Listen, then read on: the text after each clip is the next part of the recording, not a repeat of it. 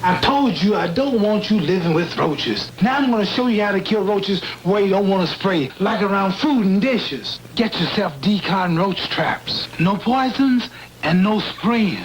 Roaches get trapped inside and wham, they're dead. When the trap's filled, throw it out. Power, but no poison. I think they're beautiful, especially since your picture's on the box. Decon roach traps, more power to you.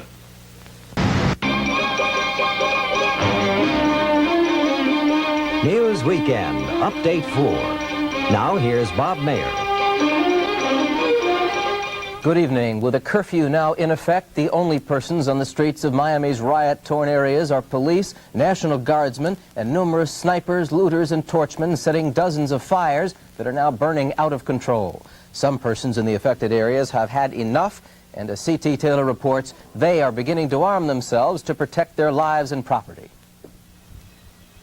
As dusk fell and the 8 p.m. curfew went into effect, new fires began to erupt all over the Northside Shopping Center area along Northwest 27th Avenue between 62nd and 79th Streets.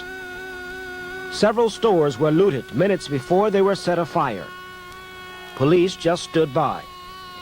Looters are seen here going in and out of the Pick's shoe store carrying arms full of shoes. Earl's Supermarket at Northwest 79th Street and 22nd Avenue was broken into and completely looted.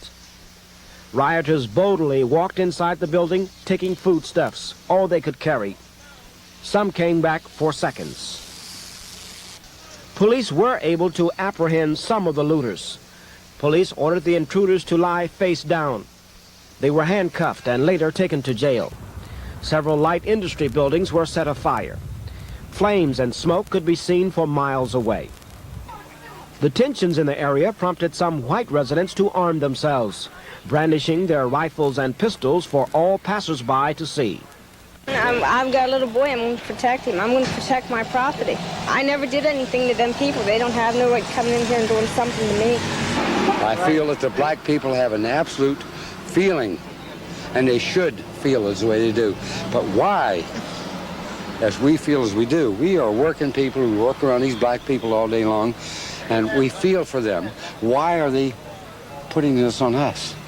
I've got my kids back there, and nobody's coming through for my kids.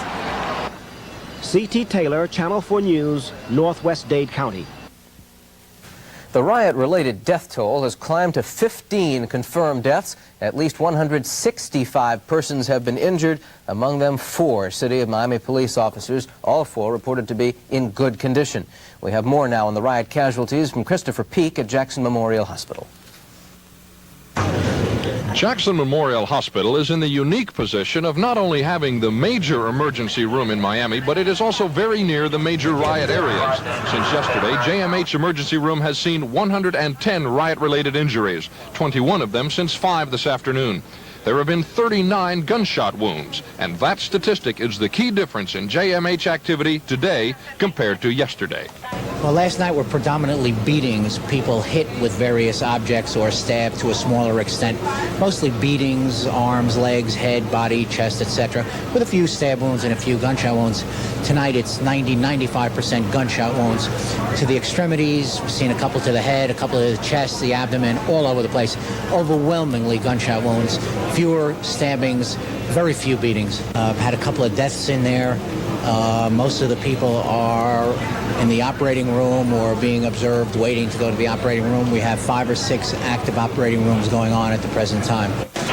Other hospitals in the area are open. They're seeing riot-related walk-in injuries, but they're not the scope nor the severity of those coming to JMH. Of the 110 riot-related injuries seen at JMH, 50 have been admitted. Christopher Peak, Channel 4 News. So far, more than 250 persons have been arrested, most of them in the city of Miami.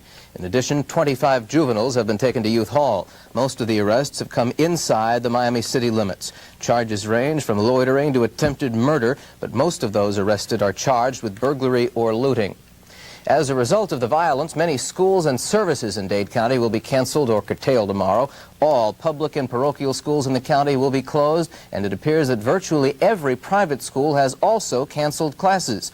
All campuses of Miami-Dade Community College will be closed tomorrow, but the University of Miami will hold classes, and so will Florida International University. Some businesses in affected areas have changed schedules for their employees, and some courthouse, post office, and public employees will also be affected, but there is no complete list of what will be open and what will be closed.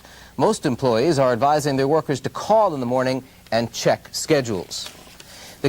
Well, just being with my friends who right now are in a time of real crisis.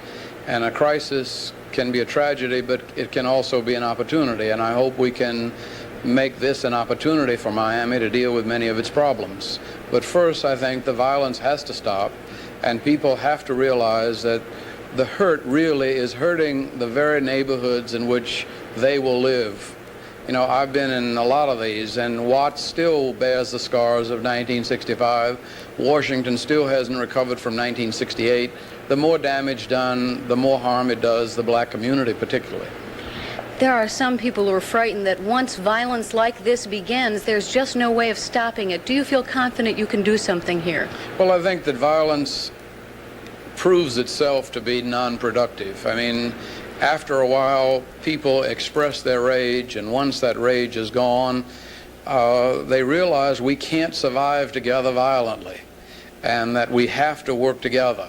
And I think it's in the aftermath of the crisis, and I hope that the crisis is past, that constructive forces throughout the community might come together and see what can be done to undo the fact that many people in the Miami area felt that the system had betrayed black people. It no longer served the needs of black people.